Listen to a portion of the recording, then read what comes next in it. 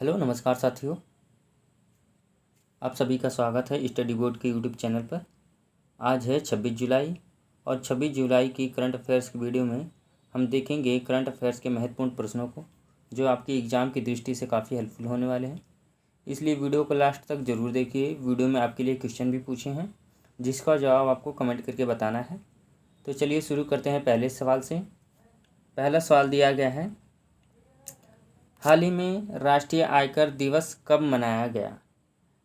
तो इस प्रश्न का राइट आंसर है ऑप्शन नंबर बी, 24 जुलाई को राष्ट्रीय आयकर दिवस मनाया जाता है। आयकर की शुरुआत हुई थी 1860 में और इसको शुरू करने वाले सर जेम्स विल्सन थे और इन्होंने ही पहली बार आयकर लगाया था। आय पर जो टैक्स दिया जाता है उसे आयकर बोला जाता है। ऑप्शन बी इस प्रश्न का राइट है। चलते हैं अगले प्रश्न पर। प्रश्न 2 दिया गया है, हाल ही में किसने BECIL के CMD का पदभार ग्रहण किया? तो पहले बता दूं कि BECIL क्या होता है। यह broadcasting engineering consultant India limited, इसी को BECIL बेसिल भी बोला जाता है और इसके CMD बने हैं commodore DK Murali. Option number A इस प्रश्न का राइट है।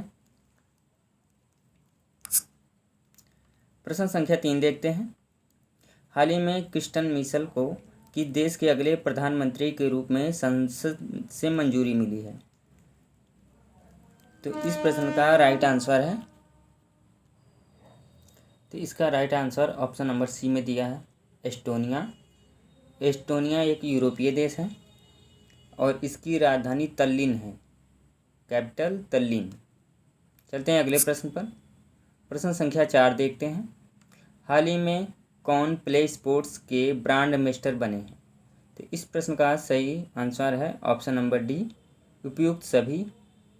मैरी कॉम, सानिया मिर्जा और रणविजय सिन्हा, ये एक्टर हैं और 2 लोग प्लेयर हैं, एथलीट प्लेयर हैं। तो इस प्रश्न का राइट आंसर ऑप्शन डी, उपयुक्त सभी है। चलते हैं अगले प्रश्न पर। हाल ही में जारी हेनले पासपोर्ट इंडेक्स 2024 में कौन शीर्ष पर रहा? तो इसका सही आंसर ऑप्शन सी दिया गया है, सिंगापुर। सिंगापुर ने जापान को पीछे छोड़ दिया है और यह पहले स्थान पे आ गया है। अब मैं बता दूं कि जो हेनले इंडेक्स होता है यह इसलिए ये इस तरह से जारी करता है पासपोर्ट इंडेक्स, जो कि अगर किसी देश को वीज़ा की ज़रूरत नहीं होती और वो अधिकांश स्थानों पे जा सकता है, तो ऐसा करने वाला ऑप्शन सी है, सिंगापुर। यह 195 देशों में विदाउट वीज़ा जा सकता है और दूसरे स्थान पे आता है फ्रांस, जर्मनी, इटली, जापान, ये सेकंड नंबर पे है और इनको 192 देशों की स्थलों की फ्री लैंडिंग है, वहाँ पे विदाउट वीज़ा पे जा सकते हैं और इसमें भारत का स्थान 82वां है। यानी भारत को 58 देशों की यात्रा कर सकता है, भारत के लोग 58 देशों की यात्रा कर सकते हैं विदाउट वीज़ा, याद रखिएगा। और सबसे कमज़ोर है जो चौथे नंबर पे है, वो हमारा पड़ोसी देश पाकिस्तान है। और याद रखिए हेनले एंड पार्टनर्स फर्म इसे जारी करता है और ये 199 देशों में से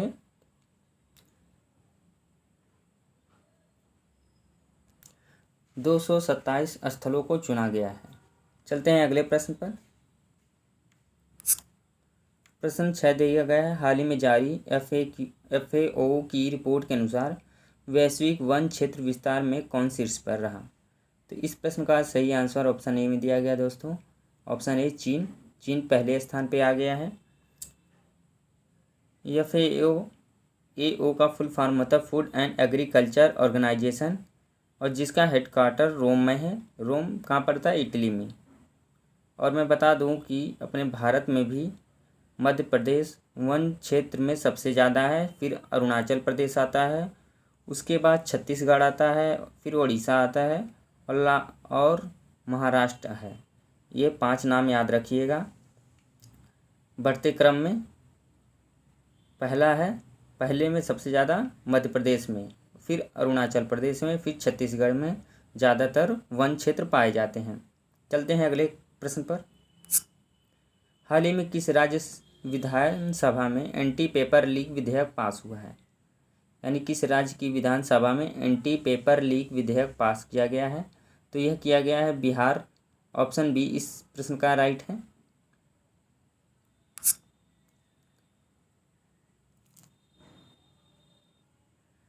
हाल ही में किस राज्य सरकार ने टीबी मुक्त नगर पालिकाओं को हासिल करने के लिए प्रोजेक्ट स्वास्थ्य नगरम लॉन्च किया है?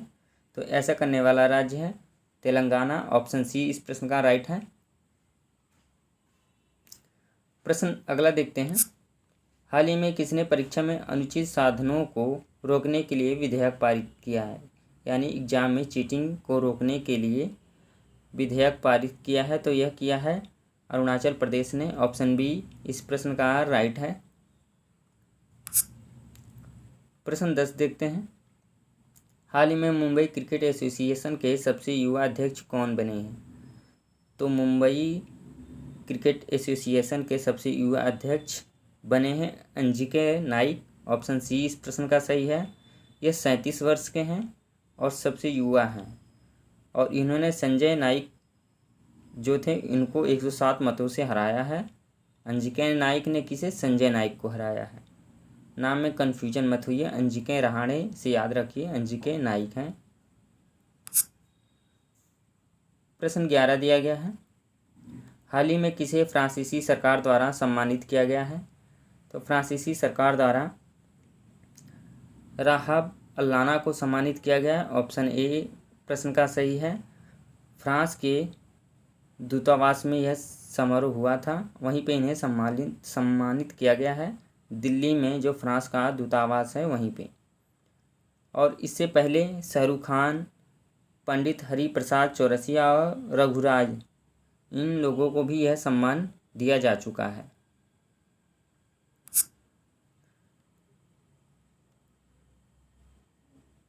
प्रश्न 12 दिया गया है।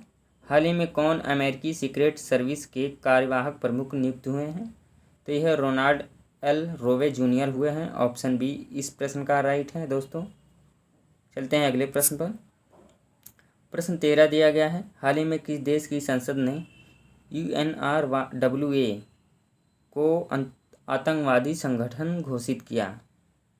तो United nation relief and works agency बोला जाता है इसको।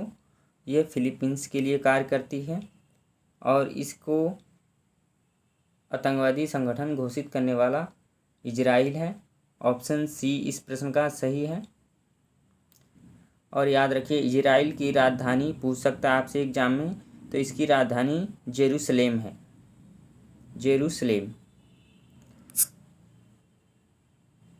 आज की वीडियो का लास्ट प्रश्न है। हाल ही में भारतीय नौसेना ने INS त्रिपुट को कहाँ से लॉन्च किया है?